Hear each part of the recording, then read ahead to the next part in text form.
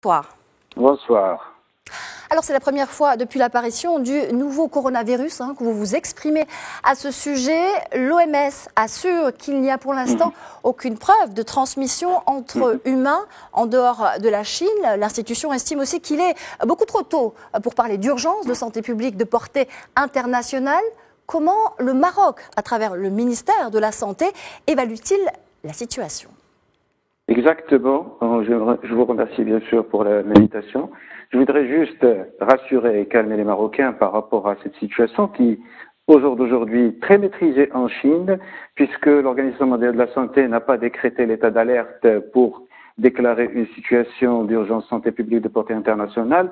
Effectivement, nous avons recensé jusqu'à aujourd'hui 197 cas positifs avec 26 décès, mais l'Organisation mondiale de la santé encourage bien sûr le plan de riposte qui maîtrise la situation en Chine, surtout après bien sûr l'embargo qui a été bien sûr réalisé au niveau de la province de Wuhan pour contenir l'infection et qui reste maîtrisé.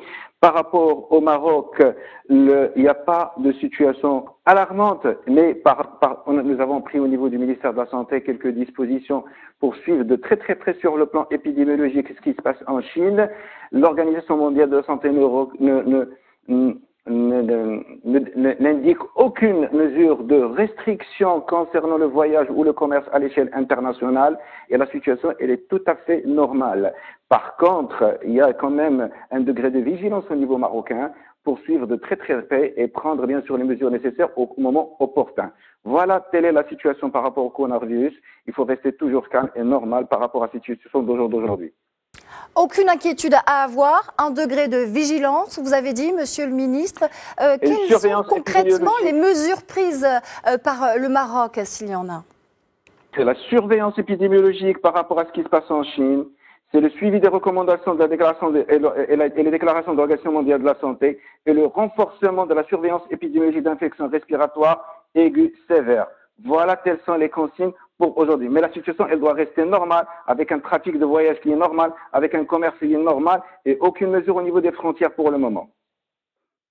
Merci, Monsieur le Ministre, d'avoir répondu à nos questions. Khalid Aït Taleb, donc merci d'avoir choisi notre antenne. Et je vous rappelle que c'est la première fois que vous vous exprimez ce soir sur ce coronavirus.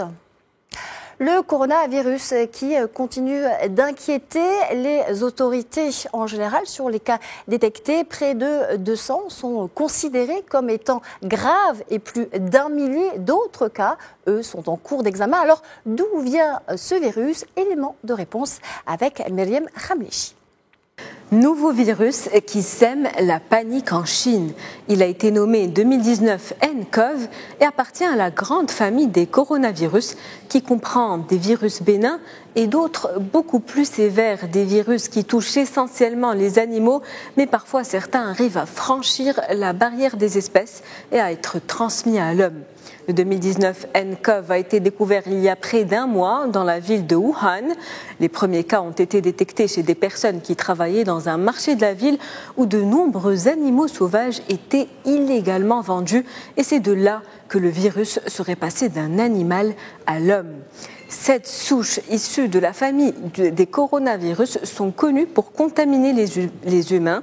4 d'entre elles n'engendrent que de simples rhumes, mais 2 autres, beaucoup plus dangereuses, elles, peuvent être à l'origine de maladies mortelles. Et l'histoire nous le prouve avec le STRAS. Apparu en 2002 en Chine, ce virus avait causé la mort de plus de 700 personnes en 1 an. Autre virus qui a marqué l'histoire, le MERS, lui avait été détecté en 2012 en Arabie Saoudite et avait causé la mort d'environ 100 de personnes. Les autorités sanitaires chinoises ont confirmé que le 2019 nCoV pouvait se transmettre par contact direct entre personnes. Selon les chercheurs, la période d'incubation ne dépasse pas les 15 jours et la principale crainte de Pékin est de voir le virus muter et se propager plus facilement avec pour conséquence un risque de pandémie, c'est-à-dire d'une expansion de l'épidémie à l'échelle mondiale. Au Japon, en Corée du Sud, en Thaïlande, à Taïwan ou à Hong Kong, Plusieurs cas suspects ont d'ailleurs déjà été signalés. Le virus a déjà franchi les frontières de l'Asie puisqu'un cas a été identifié aux États-Unis, d'où cette crainte d'une pandémie. Et justement, pour éviter les risques de propagation, plusieurs pays comme les États-Unis, les Émirats arabes unis, l'Australie ou l'Italie ont instauré un système de vigilance dans les aéroports. Les passagers en provenance de Wuhan sont scannés pour vérifier que leur température est normale. En Chine, les gros moyens sont déployés. Ce jeudi, trois grandes villes chinoises ont été mises en quarantaine. Wuhan, où tout a commencé, puis Huanggang et Hezhou. L'ordre a été donné, plus de trains, plus d'avions ni de métro. Près de 30 millions d'habitants sont priés de rester chez eux. Et les festivités du Nouvel An chinois ont également été annulées à Pékin, du jamais vu auparavant. La Chine a lancé en urgence la construction d'un nouvel hôpital à Wuhan. Il accueillera uniquement les personnes contaminées.